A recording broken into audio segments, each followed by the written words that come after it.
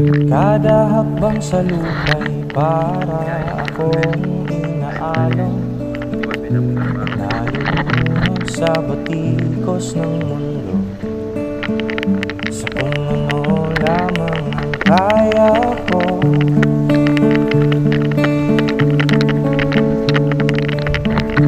Dampiga sa mga problemang di masolusyonan agad, parang wala nang bukas. Pwede bang iwas? Hinahanap ang sarili, ngunit di nakakayanin sa ligaw na dinadaanan ko. Saan na to patungo? Saan ako patungo? Dahan-dahan natin simulan ang paghakbang.